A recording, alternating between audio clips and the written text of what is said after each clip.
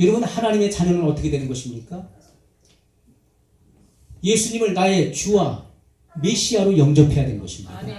사람이 마음으로 믿어 의에 이르고 입으로 시인하여 구원에 이르느니라고 말씀하고 있습니다. 예수님을 나의 주와 메시아로 영접해야 돼요.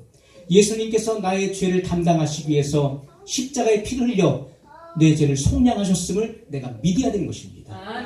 그 믿어진 바를 입으로 고백할 때 여러분이 어떤 마음에 어떤 뜨거움이나 어떤 차가움이나 어떤 시원함이 없었다 할지라도 하나님의 약속의 말씀에 근거하여 하나님의 자녀가 되는 것입니다. 두 번째는요, 고백하지 않았거나 용서받지 못한 죄를 심령에 가지고 있다면 마귀는 여러분의 기도를 비웃을 것입니다. 그래서 이 컴팩스라고 하는 것, 자백, 고백은 굉장히 중요한 것입니다.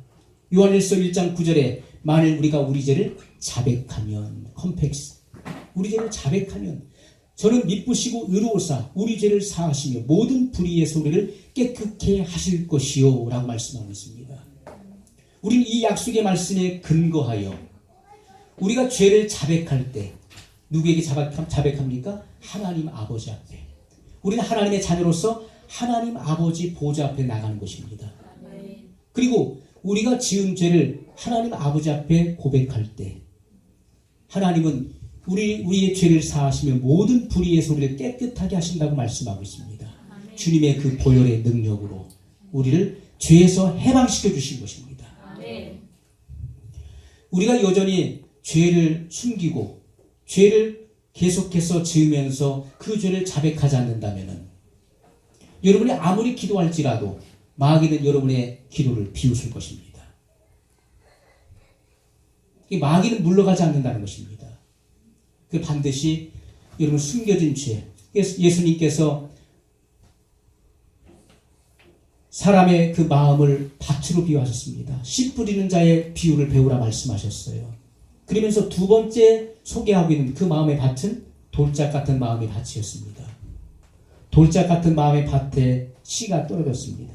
말씀에 씨가 떨어졌는데 뿌리를 내리는데 그 안에 뭐가 있습니까? 돌들이 가득하죠. 땅속에. 겉보기에는 좋은 땅처럼 보이는데 그 속에 돌들이 숨겨져 있습니다. 그래서 그 돌들의 결실이 맞게 뿌리를 내리지 못하는 것이죠. 그래서 결실하지 못했다는 것입니다. 뿌리를 내리지 못하니까 곧 타서 말라 비틀어졌어요. 여러분, 이 돌들은 바로 숨겨진 죄들을 말하는 것입니다. 우리가 겉보기에는 죄를 안 짓는 사람처럼 보이고 꽤 괜찮은 그런 삶을 살아가는 것처럼 보이지만 그러나 그 마음속에는 여전히 그런 죄악이 가득하고 하나님 앞에 회개하지 않은 죄, 습성적인 죄를 짓고 있는 이들이 있다는 것입니다. 그렇기 때문에 말씀을 듣지만은 그러나 결실하지 못한다는 것입니다. 세 번째, 예수님의 이름의 능력과 그것을 사용하는 방법을 알아야 되는 것입니다. 예수님의 이름의 능력이 얼마나 위대한지를 알아야 돼요. 예수님께서 인류의 죄를 위해 십자가에 죽으시고 그리고 우리를 의롭다 하시기 위해서 부활하셨을 때 하나님 아버지께서는 모든 이름 위에 뛰어난 이름을 주셨습니다. 그래서 하늘에 있는 자들과 땅에 있는 자들과 땅 아래에 있는 자들로 예수님의 이름 앞에 무릎을 꿇게 하셨다고 말씀하고 있습니다. 천상천하의 가장 위대하고 강력한 이름은 바로 예수님의 이름인 것입니다. 예수님의 이름보다 더 높은 이름은 없는 것이죠.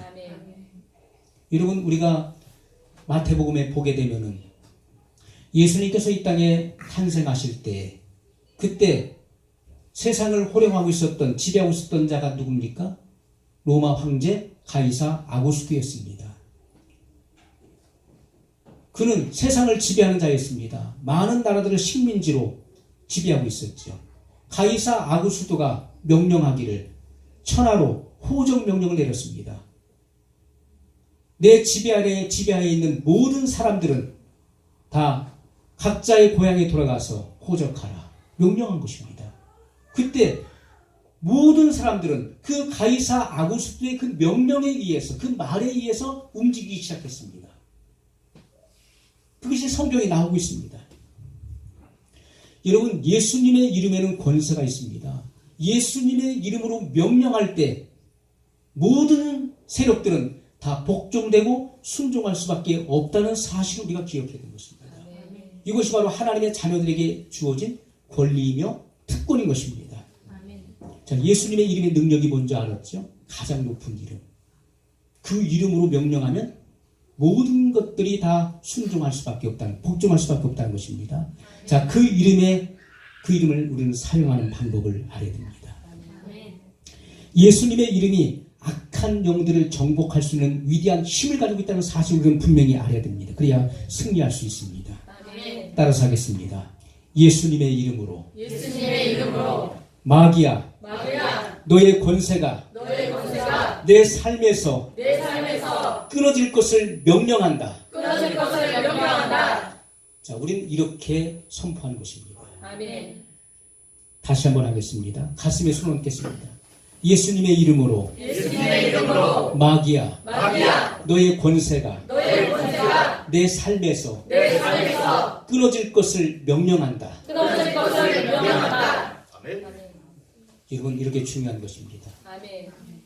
여러분의 가정 속에서 또는 여러분의 알고 있는 지인들 속에서 누가 이러한 마귀의 속박 속에서 헤어나오지 못하고 있다면 여러분 과감하게 담대하게 선포해야 됩니다. 여러분, 오늘 이 말씀을 통해서 이 유튜브를 보고 있는 사람들 속에도 이런 강력한 예수님의 이름의 권세가 나타날 것입니다. 아멘. 다시 한번 선포합니다. 예수님의 이름으로 마귀야, 너의 권세가 이 사람의 삶에서 끊어질 것을 선포한다. 끊어질 것을 명령한다. 나사렛 예수님의 이름으로 이 사람을 잡고 있는 세력은 끊어질 것을 명령한다. 예수님의 이름으로 악한 영들은 이 몸에서 떠나라. 여러분, 우리가 이렇게 예수님의 이름을 사용함으로써 실제적인 우리의 삶 속에서 놀라운 그런 역사들이, 악한 영들이 떠나가는 역사가 일어날 것입니다. 아멘. 여러분, 악한 영들이 날뛰고 있으면 될 일도 안 되는 것입니다. 그러나 악한 영들이 떠나게 되면 하나님께서 역사하시고 일하시는 현장이 되는 것입니다. 아름다운 일들이 일어나게 되는 것입니다. 오늘 말씀을 기억하면서 우리 한 목소리로 같이 기도하겠습니다.